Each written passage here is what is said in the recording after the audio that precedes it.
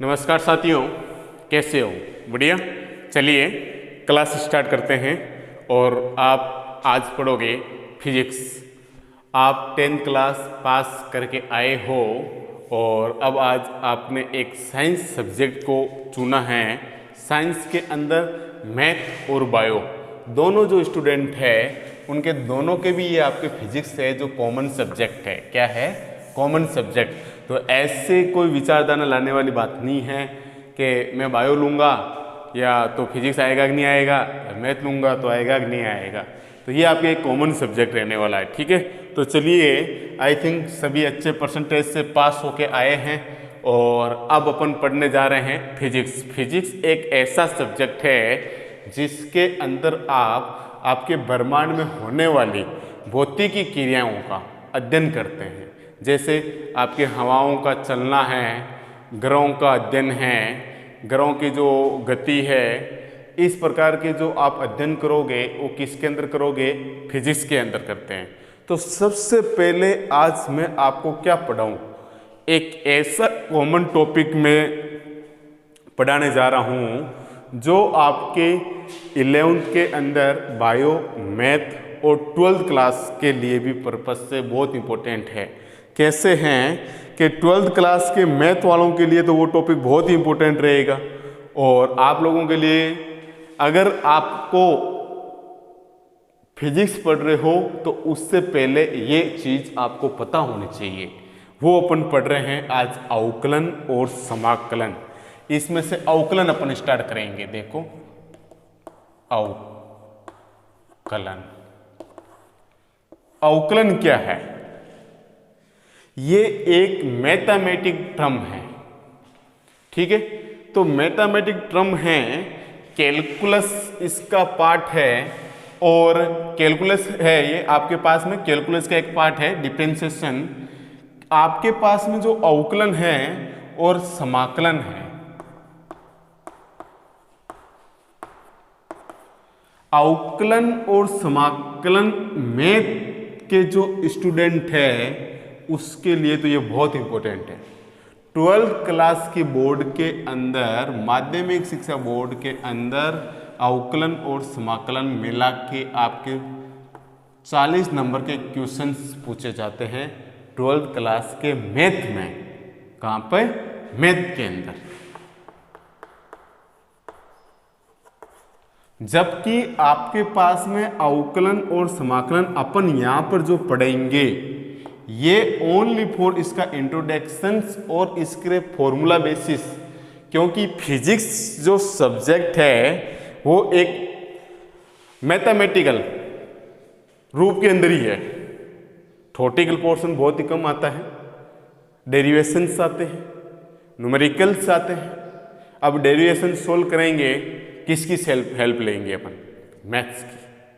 Maths के अंदर अवकलन और समाकलन। तो विद्यार्थियों, आज अपन स्टार्ट करते हैं अवकलन।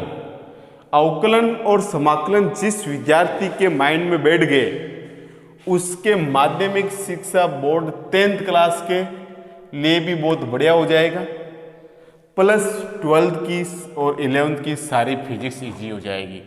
क्योंकि जहाँ कहीं पे भी डेरिवेशन सोल्व करेंगे वहाँ अवकलन यूज करेंगे। तो अवकलन यूज करेंगे तो उससे पहले अवकलन अपन को पढ़ना पड़ेगा, अवकलन और समाकलन। तो सबसे पहले आज स्टार्ट करते हैं अवकलन। अवकलन समाकलन मैथमेटिक टर्म के पार्ट से। तो सबसे पहले फिजिक्स स्टार्ट करने से पहले बेसिक मैथ आपको पढ़नी पड़ेगी। तो चलिए विद्यार्थियों, मैं आपको बताता हूँ होते क्या हो। बहुत ही इजी है, अगर एक बार समझ में आ गया तो किसी भी प्रकार की कोई आपके प्रॉब्लम नहीं आएगी। देखो, अवकलन क्या बताता है? अवकलन, अवकलन के अंदर आपके पास में इसका सिंबल बता देता हूं कि यदि आपके पास में कोई फंक्शन है y equals to y x का फंक्शन है और वो फंक्शंस अपन ऐप में ले लो, एफ एक्स इक्वल्स टू आपके पास हो गया x² + 1। अब आपके पास में यहां पर y इक्वल्स टू हो गया एक्स स्क्वायर प्लस 1, तो y का जो मान है वो x के मान के ऊपर डिपेंड करता है। कैसे? Suppose that x equals to 0 put करते हैं, तो यहां पर 0 पुट करोगे तो y इक्वल्स टू क्या आ जाएगा, 0 का स्क्वायर प्लस 1, तो y इक्वल्स टू क्या हो जाएगा भैया, 1। तो y का मान किसके ऊपर डिपेंड किया है, x। जब x इक्वल्स टू 0 पुट करते हैं तो y का मान 1 आता है। यदि x इक्वल्स टू आप 1 पुट करते हो तो y यहाँ x की वैल्यू 1 पुट कर दो तो y क्या जाएगा, 1 का स्क्वायर 1 1, तो क्या हो जाएगा भैया 1 प्लस 1, तो y इक्वल्स टू 2। तो आपके x इक्वल्स टू 1 रखने पर y की वैल्यू 2 आई है। तो इस प्रकार आप क्या कह सकते हो इस फंक्शन से कि अपने पास में जो y की वैल्यू है वो x की वैल्यू पर डिपेंड करती है, अर्थात आपके y के मान में जो परिवर्तन होगा वो परिवर्तन x के मान के ऊपर निर्भर करता है कि x के मान में कितना परिवर्तन हुआ उतना ही परिवर्तन आपके y के मान में होगा। तो इसी बात से मैं आपको ये चीज समझाना चाहता हूं कि जो अवकलन है ये परिवर्तन की दर को बताता है। किसको बताता है? परिवर्तन की दर।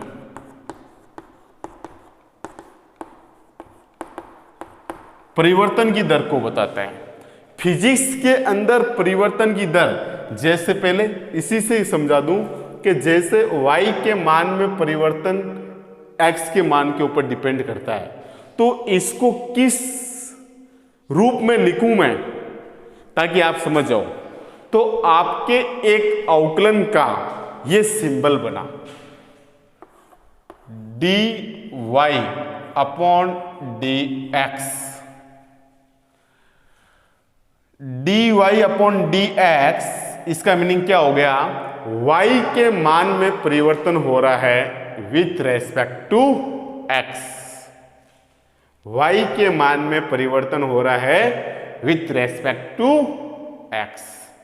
यदि ये परिवर्तन की दर बताता है आपके पास, ये सिंबल है इतना सा आपके पास, ये हो गया सिंबल।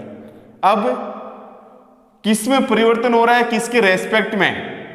y में परिवर्तन हो रहा है x के रेस्पेक्ट में, तो ये y और यहां आ गया था x। ठीक है भैया। तो अवकलन का अगर देखा जाए तो ये तो इसका सिंबल है dy अपॉन dx। x जिसके रेस्पेक्ट में हो रहा है, हो सकता है समय के रेस्पेक्ट में भी हो। तो ये आपके पास में अगर किसी के आगे इस प्रकार का सिंबल आपका मिले, ऐसा आपको मिले, वहां पर क्या मिलेगा? अवकलन हो रहा है। क्या हो रहा है? अवकलन। तो अवकलन क्या बताता है? परिवर्तन की दर को। परिवर्तन की दर को अपन निकालेंगे कैसे? जैसे y के मान में परिवर्तन हो रहा है x के सापेक्ष, x का मान चेंज करेंगे तो y का मान चेंज होता है, तो इसके ऊपर डिपेंड कर गया। तो इसको कैसे लिखें? तो dy अपॉन dx। अब फिजिक्स में जैसे आपके पास में वेलोसिटी है, वेलोसिटी चेंज होती है विथ रेस्पेक्ट टू टाइम। जैसे आप बाइक चला रहे हो और बाइक की आपकी स्पीड धीरे धीरे इंक्रीज हो रही है, बढ़ रही है, तो आप स्पीड बढ़ाते हो तो वैसे वैसे समय भी तो बढ़ता है। तो वेलोसिटी आपके पास में चेंज होती है विथ रेस्पेक्ट टू टाइम, तो आपके पास में क्या हो जाएगा भैया? dv अपॉन dt लिख दोगे। वेलोसिटी में चेंज हुआ है टाइम के रेस्पेक्ट में, समय के रेस्पेक्ट में, तो आपने क्या कह दिया? dv upon dt। ये आपने अच्छा 10th क्लास में आपने पढ़ा वेग, त्वरण, ये पढ़ के आए हो। वेग की परिभाषा आपने दी थी, विस्थापन में परिवर्तन की दर को आप क्या कहते थे? वेग कहते हो। और विस्थापन को आपने x से लिखा था, तो वेग को v से लिखते हो वेलोसिटी, तो आपने वहां पर लिखा था v equals to dx upon dt।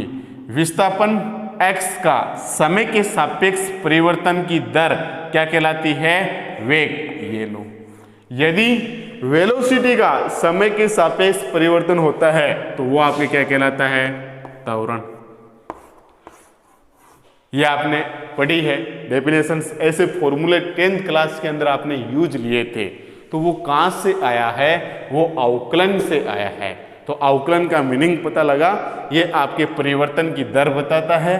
अगर अपन को फिजिक्स के अंदर बहुत सारी एक दूसरे के रेस्पेक्ट में भी परिवर्तन निकालना पड़ता है तो उसको इस फॉर्म में अपन को लिखना पड़ेगा, dy अपॉन dx। या टाइम के रेस्पेक्ट में हो रहा है यहाँ पर डिस्प्लेसमेंट, कंफ्यूज मत हो जाना, सर यहाँ dx नीचे अपॉन आ रहा है, यहाँ ऊपर आ रहा है, ये हो क्या रहा है? कुछ नहीं हो रहा है भैया। ऊपर वो आ रहा है जिसमें परिवर्तन होता है, जिसके सापेक्ष वो नीचे।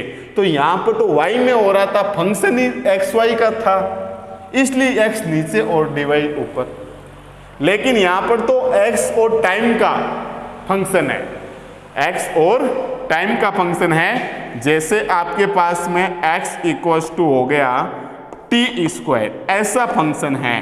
तो x का मान t के ऊपर डिपेंड कर गया, तो आपके पास में यदि t इक्वल्स टू 0 तो x का मान भी 0, 1 तो x का मान भी 1, 2 तो x का मान 4। तो आपके x का मान t पे डिपेंड करता है, तो आपने क्या लिख दिया? dx upon dt। टाइम के ऊपर डिपेंड कर रहा है तो ये टाइम नीचे आ गया था। यहाँ पर वेलोसिटी में चेंज करें विथ रेस्पेक्ट टू टाइम, ये आपके एक्सेलेरेशन त्वरण कहलाएगा। तो इस प्रकार ये आपको एक अवकलन क्या होता है, इस अवकलन के बारे में आपने समझ लिया। ठीक है, चलो अब इसके कुछ इंपॉर्टेंट फॉर्मूले हैं, उसके ऊपर अपन क्या करते हैं? डिस्कस करते हैं और क्वेश्चन सोल्व करते हैं। मेन मुद्दे पे आते हैं कि मुद्दा क्या है। ये तो आपके पास बेसिक नॉलेज था कि अपन अवकलन पढ़ रहे हैं तो अवकलन होता क्या है वो बताया मैंने आपको। परिवर्तन की दर ज्ञात करने के लिए फिजिक्स है, फिजिक्स सब्जेक्ट ही ऐसा ही है कि इसके अंदर अपन को वेलोसिटी में चेंज हो रहा है, कितना चेंज हो रहा है, और अगर अपने पास में एयर चल रही है किस वेलोसिटी से चल रही है, पहले कितनी वेलोसिटी थी अब इतनी हो गई, उसके रेस्पेक्ट में इसमें कितना परिवर्तन हुआ है, ये चीजें तो अपन को ज्ञात करनी है भैया। तो चले अब इसके फॉर्मूले हैं जो मैं आपको कुछ बता रहा हूं। तो देखिए,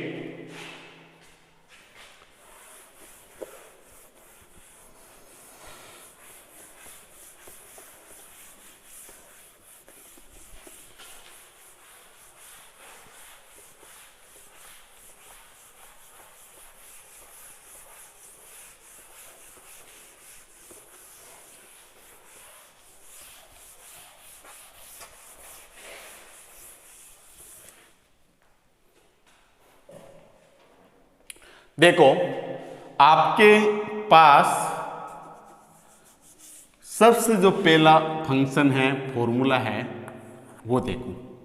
जब आपके पास y इक्वल्स टू या कोई फंक्शन है वो x की पावर, यदि आपके पास दिया गया जो फंक्शन है वो फंक्शन x की पावर में हो, y इक्वल्स टू x की पावर n, x की पावर n में हो, और इसका अपन को अवकलन पूछे तो इसका अवकलन आपके पास क्या हो जाएगा?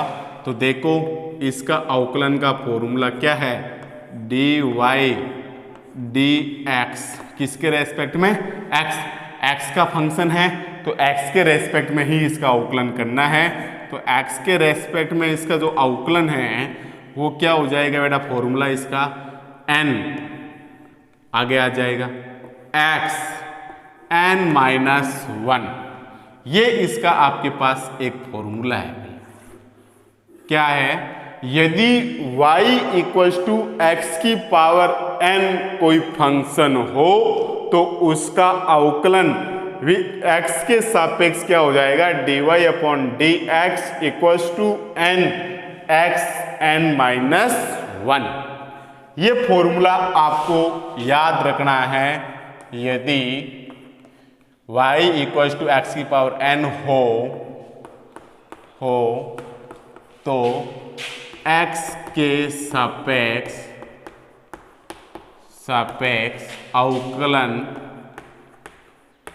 अवकलन क्या होता है, dy/dx इक्वल्स टू nxn-1। ठीक है भैया। चलो अब देखो कि इसके ऊपर एग्जाम्पल सोल्व करवाता हूं, कुछ क्वेश्चंस देखो। एग्जाम्पल फर्स्ट, यदि आपके पास y इक्वल्स टू x की पावर 4 गिवन है तो ये फंक्शन ये सेम है, n की वैल्यू कितनी आ गई आपके पास, 4 आ गई बेटा। तो ऐसा फंक्शन हो तो उसका अवकलन क्या होता है, तो उसका अवकलन dy/dx इक्वल्स टू nxn-1। तो आपके पास में इस फॉर्मूले में जहां पर n आ रहा है उसकी वैल्यू 4 पुट कर दीजिए, तो क्या हो जाएगा भैया इसका अवकलन dy/dx इक्वल्स टू फॉर्मूला क्या है nxn-1। इसकी तुलना करवाई तो x का x ऊपर 4 यहाँ n, तो n का मान कितना हो गया 4। तो अपने फॉर्मूला लिखो सबसे पहले, तो फॉर्मूला होता है nxn-1। ठीक है, ये तो हो गया आपके पास सूत्र। अब ध्यान रखें इसमें n का मान क्या है, तो आपको पता लग गया n की वैल्यू 4 है, तो 4 यहाँ पर पुट कर दो, तो वैल्यू 4 पुट करोगे तो आपके पास क्या हो जाएगा इसका डिफरेंशिएशन अवकलन dy/dx इक्वल्स टू 4x4-1। तो क्या हो जाएगा इसका अवकलन dy/dx 4x³। ये इसका क्या हो गया भैया, अवकलन हो गया। ठीक है, कितना इजी है, बहुत इजी है। ऐसे क्वेश्चंस आपको क्या करना है, सॉल्व करना है। चले नेक्स्ट एग्जांपल लेते हैं। तो नेक्स्ट एग्जांपल लेते हैं, यदि आपके पास y का जो फंक्शन है वो दिया हुआ है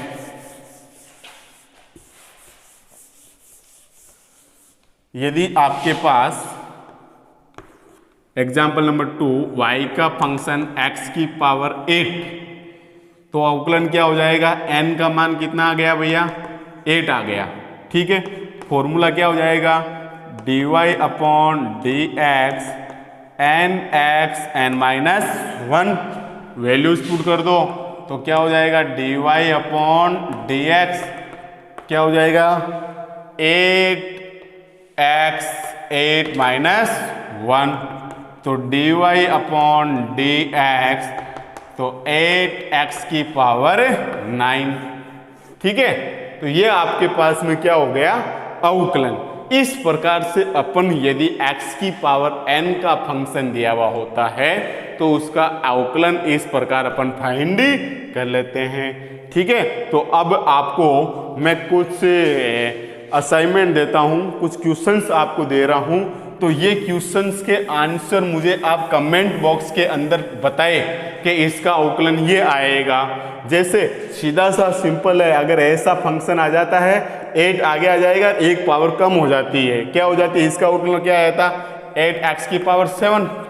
तो अगर 9 होता तो 9x की पावर 8, यहाँ 10 होता तो 10x की पावर 9। इस प्रकार ये सिंपल से क्वेश्चंस हैं जो एग्जाम में भी पूछे जाते हैं। तो ये क्वेश्चंस आप मुझे करके बताओ और तुरंत कमेंट बॉक्स के अंदर इसका आंसर आना चाहिए कि यदि y इक्वल्स टू आपके पास में x की पावर 11 है तो इसका क्या हो जाएगा।